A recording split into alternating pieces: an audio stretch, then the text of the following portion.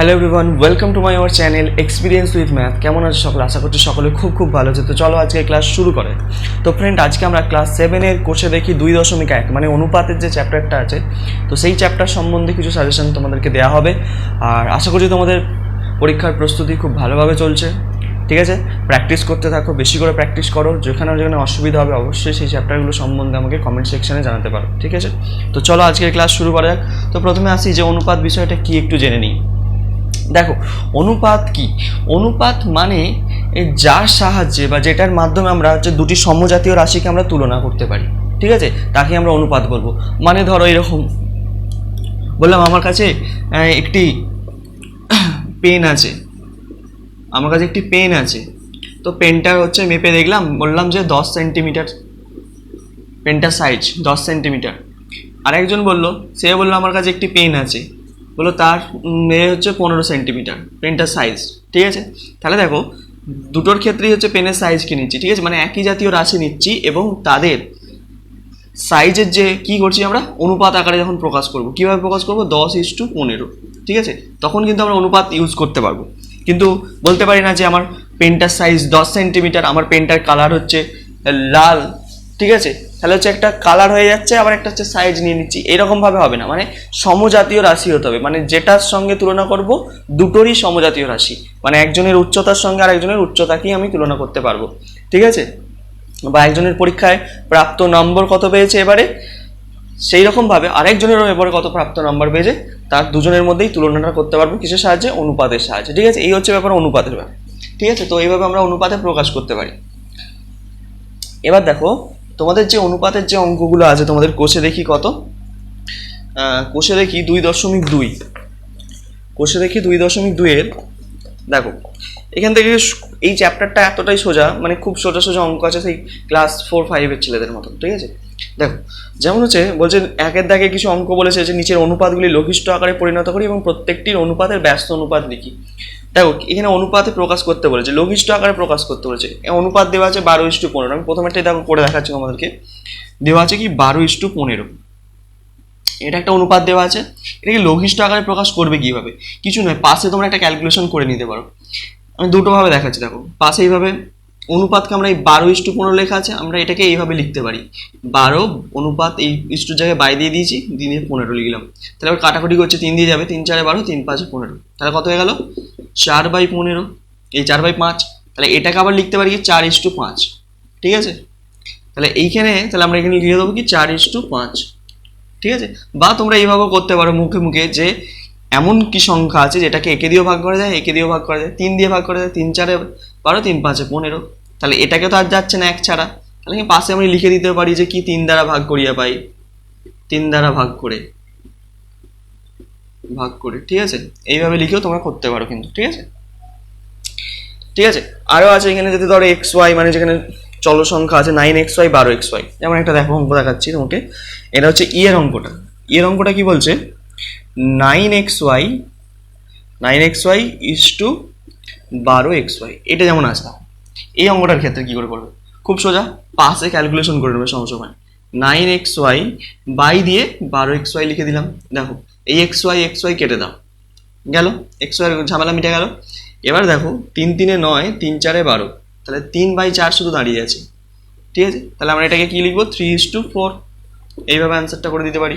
ঠিক আছে, খুব সোজা। লঘিষ্ঠ আকারে প্রকাশ করা মানে ছোট করা, কেটেকুটি করে ছোট করে দেওয়া। ঠিক আছে, তো এবার বলছি এদের ব্যস্ত অনুপাত লিখতে। ব্যস্ত অনুপাত কি?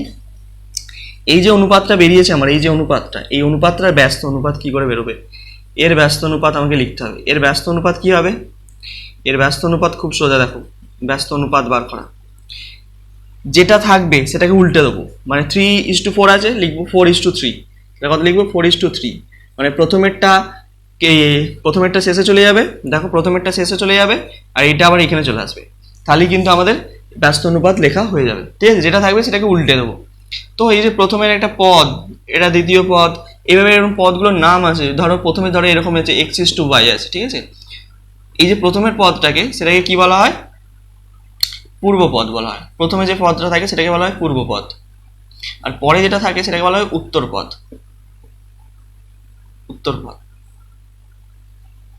ঠিক আছে, আগে যেটা থাকে সেটাকে বলা হয় পূর্বপদ, ঠিক আছে, যেটা পরে থাকে সেটাকে বলা হয় উত্তরপদ। ভালো করে বুঝবে, তোমাদের এইখানে দেওয়াও আছে, দেখবে পূর্বপদ কোনটা উত্তরপদ কোনটা। ঠিক আছে, এখানে দেখো দেখাচ্ছি তোমাকে, তোমাদের দেওয়া আছে পূর্বপদ কোনটা উত্তরপদ কোনটা।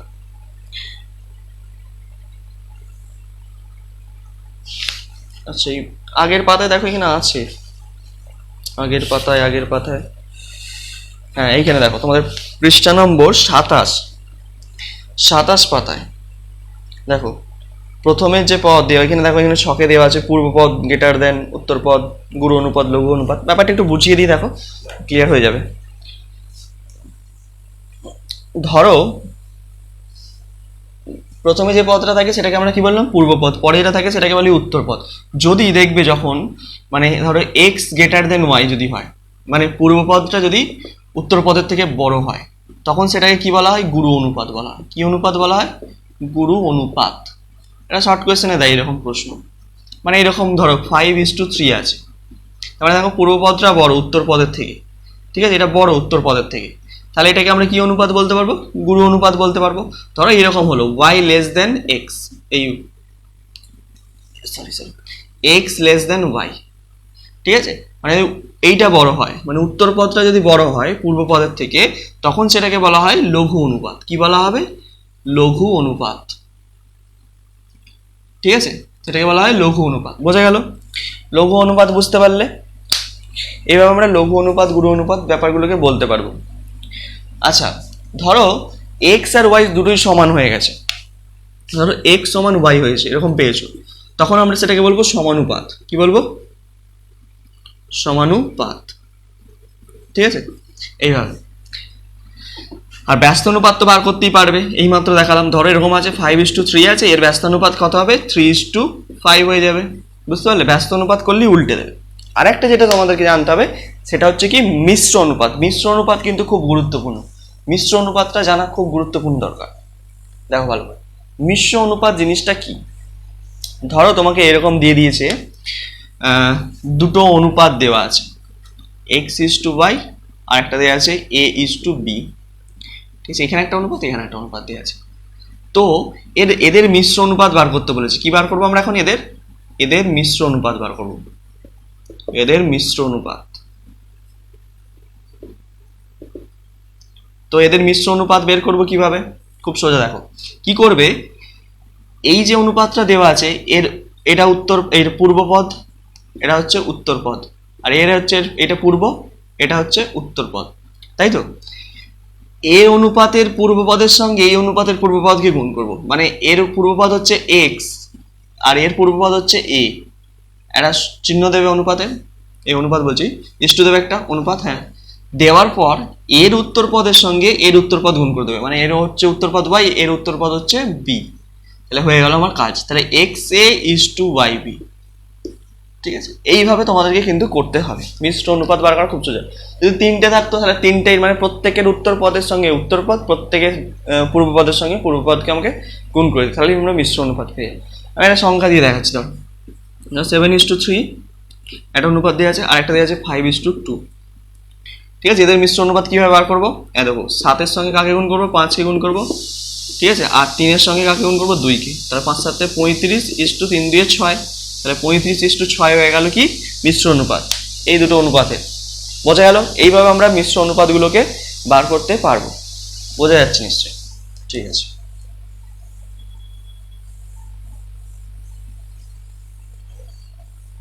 তো এবার আসবো, দেখো তোমাদের বইয়ের যে কটা অঙ্ক, প্রথমের দাগের একের দাগের অঙ্কগুলো বুঝতে পারলে নিশ্চয়ই এইভাবে করতে হবে।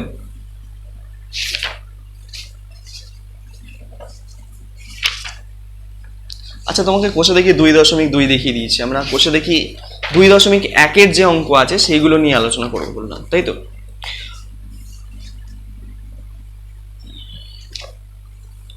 তো কোষে দেখি 2.2-এর কিন্তু এই বিষয়গুলো একটু মাথায় রাখতে হবে তোমাদেরকে। আমি 2.2-এর অঙ্কগুলো দেখিয়ে দিয়েছি, অসুবিধা নেই। ঠিক আছে, চ্যাপ্টার যেহেতু হচ্ছে অসুবিধা কিছু নেই। আচ্ছা, প্রথমে আসি আমরা কোষে দেখি 2.1-এ, তারপর ওই দিকের অঙ্কগুলোতে যাবো। এখান থেকে কি ইম্পর্টেন্ট অঙ্ক আছে যেগুলো আমাদেরকে করতে হবে, যেমন 2-এর দাগের অঙ্কটা দেখো, খুব ইম্পর্টেন্ট, এইরকম অঙ্ক পরীক্ষায় আসে। যে দেখো একটা ত্রিভুজ দেওয়া আছে, ত্রিভুজের 3টে কোণের মাপও দেওয়া আছে, এবার বলেছে এদের অনুপাত কত হবে। ঠিক আছে, তো এরকম ত্রিভুজটা এরকম দেওয়া আছে, দেখো একটা ত্রিভুজ দেওয়া আছে এরকম, ঠিক আছে। ত্রিভুজ এটা হচ্ছে তোমার 70 ডিগ্রি দেওয়া আছে, এটা দেওয়া আছে 60 ডিগ্রি, এটা দেওয়া আছে কত ডিগ্রি, 50 ডিগ্রি, তাই তো। ত্রিভুজটার নাম ABC। আচ্ছা, তোমাকে কি বার করতে বলেছে, কোণ BAC ইস টু কোণ ABC ইস টু কোণ ACB, তাই তো। BAC BAC এই কোণটার মান কত, 50, লিখে দিলাম। ABC এই কোণটার মান কত, 60 ডিগ্রি, লিখে দিলাম, ইস টু ACB কত, 70 ডিগ্রি, লিখলাম। তাহলে প্রত্যেককে আমি যদি 10 দিয়ে ভাগ করে দিই, তাহলে কত হবে, 5, 6, 7, তাহলে 5:6:7 হয়ে গেল। পাশে লিখে দিতে পারো 10 দ্বারা ভাগ করিয়ে পাই, 10 দ্বারা ভাগ করে, ঠিক আছে, বোঝা গেল। এইভাবে কিন্তু অনুপাত বার করতে পারবে। যেমন 4 দাগের অঙ্কটা খুব ইম্পর্টেন্ট, বলছে একটি আধুলি একটি 1 টাকা ও একটি 2 টাকার মুদ্রার মধ্যে মুদ্রার মূল্যের অনুপাত কত সেটা লিখতে হবে, 4 অঙ্কটা। তো 4 অঙ্কটা কিভাবে করবো দেখো, 4 অঙ্কটা কিভাবে করবো দেখো। 4 দাগের অঙ্কটা, একটি আধুলি মানে প্রথমে বোঝো, একটি আধুলি মানে 50 পয়সা, একটি আধুলি সমান হচ্ছে 50 পয়সা হলো। তারপরে হচ্ছে একটি 1 টাকা, একটি 1 টাকা, 1 টাকা মানে কত পয়সা, 100 পয়সা আমরা জানি, তাই তো। আর কি বলেছে, একটি 2 টাকা মানে 200 পয়সা, ঠিক আছে। এদের তিনটের অনুপাত বার করব, তাহলে আধুলি ইস টু 1 টাকা ইস টু 2 টাকা এভাবে লিখতে পারি, যে আধুলি ইস টু 1 টাকা ইস টু 2 টাকা, ঠিক আছে, সমান লিখতে পারি 50 ইস টু 100 ইস টু 200 হলো। তাহলে যদি আমরা কত দিয়ে ভাগ করব, 10 দিয়ে যদি ভাগ করি, প্রথমে দেখো 5 হচ্ছে 10 10 100, 10 20 200, ঠিক আছে। এবার কত দিয়ে যাবে, 5 দিয়ে যাবে, দেখো 5 দিয়ে যদি ভাগ করি, 5 1 কে 5, 5 2 এ 10 ইস টু 5 4 এ 20, 1:2:4 এইভাবে অনুপাত বেরিয়ে গেল কিন্তু, ঠিক আছে। তো এইভাবে কিন্তু এই অঙ্কটা করতে হবে। যেমন এইখানে দেওয়া আছে 6 আর 7 অঙ্কটা খুব ইম্পর্টেন্ট। 6 দাগ এবং 7 দাগ কি বলছে, একটি সমকোণী সমদ্বিবাহু ত্রিভুজের কোণগুলির অনুপাত কত। সমকোণী সমদ্বিবাহু ত্রিভুজের খুব ইম্পর্টেন্ট অঙ্ক, এটা বোঝা গেছে নিশ্চয়ই। চলো, সমকোণী সমদ্বিবাহু ত্রিভুজের, ঠিক আছে, 6 অঙ্কটা দেখো। সমকোণী সমদ্বিবাহু ত্রিভুজ এইরকম ধরনের দেখতে হয়, দেখবে ত্রিভুজটা, ঠিক আছে, বড় হয়ে গেল, ঠিক আছে। এ বি সি, যেখানে এই বাহুটা আর এই বাহুটা সমান, ঠিক আছে, মানে এ বি সমান বিসি, ঠিক আছে, এ বি আর বিসি সমান। দেখো এটা হচ্ছে 90 ডিগ্রি সমকোণ আছে, তো এটা সমকোণী একটি সমদ্বিবাহু ত্রিভুজ এঁকেছে, ঠিক আছে।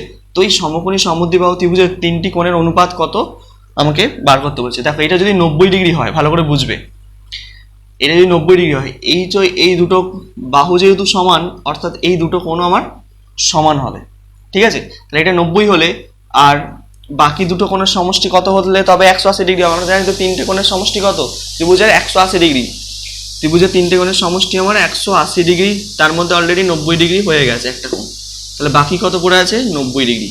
তাহলে এই 90 ডিগ্রিকে হচ্ছে আবার কি 2 ভাগে ভাগ করতে হবে, কারণ হচ্ছে এই দুটো কোণ সমান সমান পাবে, তাহলে 2 দিয়ে ভাগ করলে কত হচ্ছে, 45 ডিগ্রি। তাহলে এটাও হবে 45 ডিগ্রি, এই কোণটা হবে 45 ডিগ্রি। মনে রেখে দিতে পারো একটি সমকোণী সমদ্বিবাহু ত্রিভুজের তিনটে কোণের পরিমাপ কত, একটা তো 90 ডিগ্রি হবেই, আর বাকিগুলো 45 45 করে হবে। তাহলে তিনটে কোণের অনুপাত কত হবে, কোণ এ ইস টু কোণ বি ইস টু কোণ সি। কোণ এ মানে হচ্ছে 45 ডিগ্রি, কোণ বি মানে হচ্ছে তোমার কত ডিগ্রি, কোণ বিটা হচ্ছে 90 ডিগ্রি, আর এটা হচ্ছে তোমার আবার 45 ডিগ্রি, তাই তো। তাহলে কত হচ্ছে, 45 দিয়ে যদি করে দিই, 45 1 কে 45, 45 2 90, 45 1 কে 45, তাহলে 1:2:1, ঠিক আছে। এই হচ্ছে আমাদের অনুপাত। এটা কিন্তু খুব ইম্পর্টেন্ট, পরীক্ষা দেবে প্রায় আসে কোয়েশ্চেন ব্যাংক, তোমরা যদি প্র্যাকটিস করছো দেখবে এখানে কিন্তু দেখতে পাবে কোয়েশ্চেন ব্যাংকে প্রায়। তারপরের অঙ্কটাই একইভাবে করতে হবে, যে সমবাহু ত্রিভুজের কোণগুলির অনুপাত কি। সমবাহু ত্রিভুজের কোণগুলির অনুপাত খুব সোজা, দেখো এরকম একটা সমবাহু ত্রিভুজ যদি আঁকো, তো এখানে যে সমবাহু ত্রিভুজের কোণগুলো হয় প্রত্যেকটা হচ্ছে 60 ডিগ্রি করে হয়, তিনটেই 60 ডিগ্রি, এইভাবে মনে রাখবে, ঠিক আছে? 60 ডিগ্রি করে, তাহলে তিনটে কোণের অনুপাত 60:60:60 করলে কত হবে? 1:1:1, মানে তিনটে কোণের অনুপাত কত? 1:1:1। এটা পরীক্ষায় আসে, ঠিক আছে? আচ্ছা এবার দেখো এইখান থেকে আরেকটা অঙ্ক করতে হবে, যেটা হচ্ছে আমাদের কি 10-এর অঙ্কটা। 9-এর অঙ্কটা ইম্পর্টেন্ট। 9, 8 আর 9 একই ধরনের। আমি তোমাদেরকে 9-এরটা দেখিয়ে দিচ্ছি, তাহলে 8-এরটা বুঝতে পেরে যাবে, ঠিক আছে? আমি তোমাদেরকে 9-এরটা দেখিয়ে দিচ্ছি, 8-এরটা বুঝতে পেরে যাবে।